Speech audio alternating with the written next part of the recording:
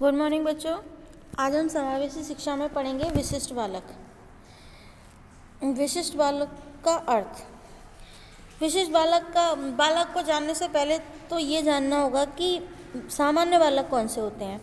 विद्यालय में हर वर्ग तथा विभिन्न परिवारों के बालक आते हैं। ये सभी विचित्र होते हुए भी सामान्य कहलाते हैं, लेकिन कुछ ऐसे भी होते हैं जो मानसिक, शारीरिक, शैक्षिक और सामाजिक गुणों की दृष्टि से इन बालकों से अलग होते हैं। सामान्य बालक वे होते हैं जिनका शारीरिक स्वास्थ्य बनावट इस प्रकार की होती है कि उन्हें सामान्य कार्य करने में किसी भी प्रकार की कठिनाई नहीं होती, जिनकी बुद्धि लब्धि औसत 90 से 110 के बीच होती है।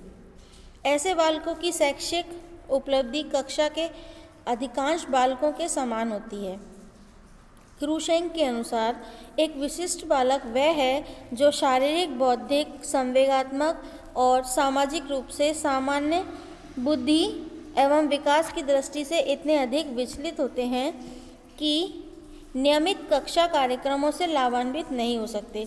जो नॉर्मल क्लासेस चलती हैं उनसे उनको कोई फ़ायदा नहीं होता है तथा जिसे विद्यालय में विशेष देखरेख की आवश्यकता होती है। ये बच्चे अपवादी बालक भी कहलाते हैं। सामान्य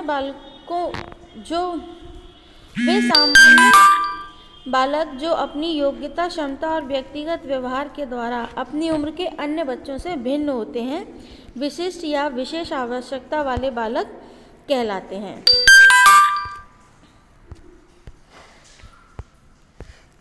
विशिष्ट बालक की प्रकृति एवं विशेषता। विविध आवश्यकता वाले बालक सामान्य या औसत स्तर वाले बालकों से अलग होते हैं। ये प्राय विलक्षण प्रतिभा, असाधारण एवं विभिन्नता का व्यवहार करते हैं। विविध आवश्यकता के कारण बालकों को अपने वातावरण से समायोजन स्थापित करने में समस्याओं का सामना करना पड़ता है। इन बालकों के लिए विशिष्ट कक्षा की आवश्यकता होती है। इन्हें अपनी योग्यताओं और क्षमताओं के विकास, उचित समायोजन, आवश्यक वृद्धि एवं विकास के लिए देखभाल की आवश्यकता होती है। इन बालकों को विशिष्ट शिक्षा के साथ साथ विशेष सेवाएं, देखभाल एवं सहानुभूति की आवश्यकता होती है। नेक्स्ट हम देखेंगे विशिष्ट एवं सामान्य बालकों में अंतर। विशिष्ट बालक प्राय शारीरिक रूप से अस्वस्थ और दिव्यांग होते हैं, जबकि सामान्य बालक शारीरिक रूप से स्वस्थ होते हैं। ये विशिष्ट बालक मानसिक बीमारियों से जल्दी ग्रसित हो जाते हैं, जबकि सामान्य बालक शारीरिक रूप से स्वस्थ होने के कारण मानसिक बीमारियों से जल्दी ग्रसित नहीं होते। विशिष्ट बालक समाज एवं विद्यालय के साथ ठीक से समायोजन नहीं कर पाते, जबकि सामान्य बालक समाज व विद्यालय में सुसमायोजन स्थापित करने में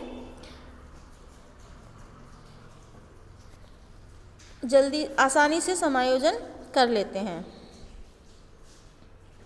विशिष्ट बालकों का संवेगों पर प्राय नियंत्रण नहीं होता, जिसके कारण उनमें प्रेम, घृणा, आनंद का, क्रोध का सही ढंग से प्रदर्शन नहीं कर पाते। सामान्य बालकों का अपने संवेगों पर नियंत्रण रखने में सफल होते हैं।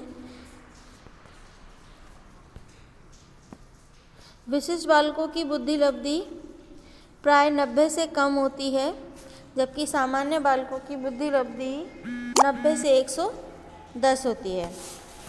विशिष्ट बालक प्राय अंतर्मुखी होते हैं, जबकि सामान्य बालक प्राय उभयमुखी होते हैं।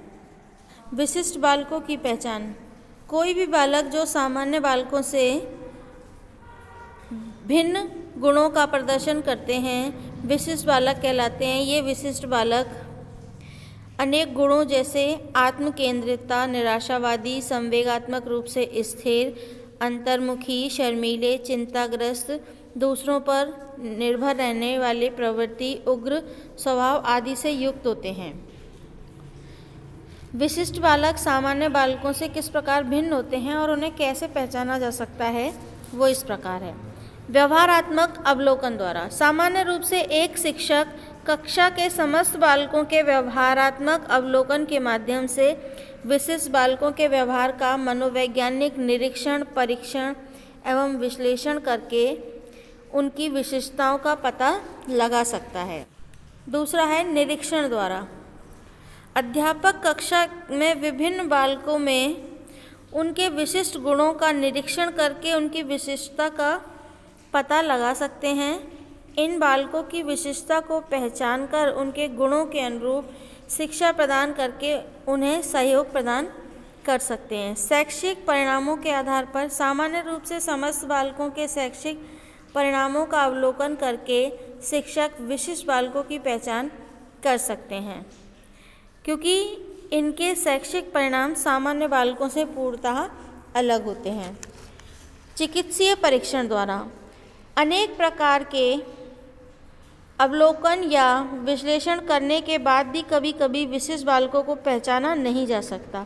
इसके लिए इन बालकों का शारीरिक व मानसिक रूप से चिकित्सीय परीक्षण करके उनकी विशिष्टता का पता लगाया जा सकता है।